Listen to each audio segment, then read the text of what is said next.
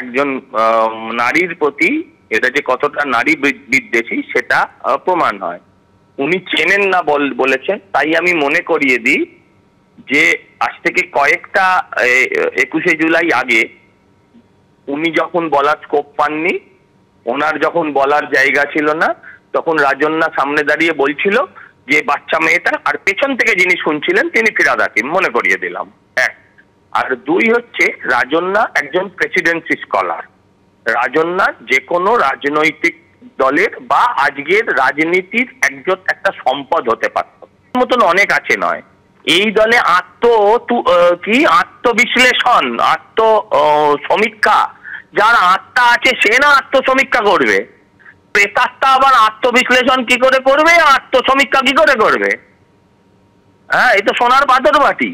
তো আমি বলবো এখনো সঠিক স্থানেও গিয়ে অবস্থান করুক।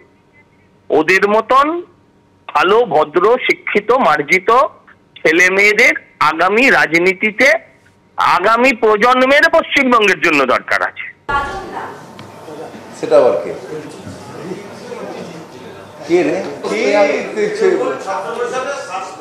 এই আমাকে এক্ষুনি তোর সম্বন্ধে যা তা বলছিল, পেছন নিচে একটা পাগলা দাঁড়িয়ে, তার উত্তর তুই দিবি? মনোজিৎ একা নয়, মনোজিতের সঙ্গে এরকম আরো মনোজিতরা রয়েছে। বলছি, যারা এটা ভাইরাল করছে তারা কি তৃণমূল ছাত্র পরিষদের শীর্ষ নেতৃত্ব? শীর্ষ নেতৃত্ব বলাটা তো ভুল হবে।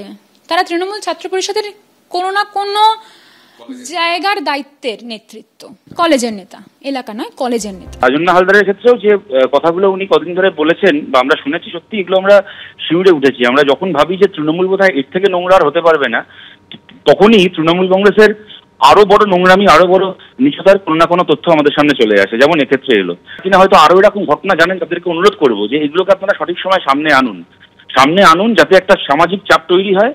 না হলে কি হবে, এই দীর্ঘদিন ধরে চুপ করে থাকার ফলে এই মনোজিৎ মিশ্রদের মতো, মনোজিৎ তো কোনো ব্যক্তি নয়, একটা মডেল, কলেজে এরকম মনোজিৎ মিশ্ররা ততদিন পর্যন্ত এই কাজগুলো চালিয়ে যেতে পারবে এবং আরো বহু মেয়ের ফলে ক্ষতিগ্রস্ত হবে, বহু মেয়ের সর্বনাশ, তারা এফেক্টেড হবে। অতএব সময় থাকতে এদেরকে এক্সপোজ করা হোক, সামনে আনুন এইগুলোকে। আমরা সবাই আছি এই প্রশ্নে আপনাদের সবার সঙ্গে। আরেক ছাত্র অভিযোগ করছেন 2023 সালে একটি কলেজ পিকনিকে গিয়ে মনোজিৎ মিশ্রর হাতে যৌন নির্যাতনের শিকার হতে হয়েছিল তাকে। মদেরও অ্যারেঞ্জমেন্ট করাই ছিল, মনোজিতের আন্ডারেই করা ছিল সেটা। আমি যখন ফোনটা রাখতে চাই, রাখার সঙ্গে সঙ্গে আমি পিছন থেকে শুনতে পাই, যে ব্যালকনি থেকেই শুনতে পাচ্ছিলাম আর দেখতেও পাচ্ছিলাম, যে দরজা, যে মেন যে ওই রুমটার দরজা, সেটা কেউ বন্ধ করে দেয়, ছিটকিনি মেরে দেয়। যেই আলোটা এসছিল, আলোর মধ্যে তার মুখটা এসেন, তখন ওটা পরিষ্কার হলো যে ওটা মনোজিৎ। তো সে শার্টের বাটন খুলতে খুলতে আমার দিকে আসতে যাচ্ছিল। It was very evident that he was very very drunk out of his mind.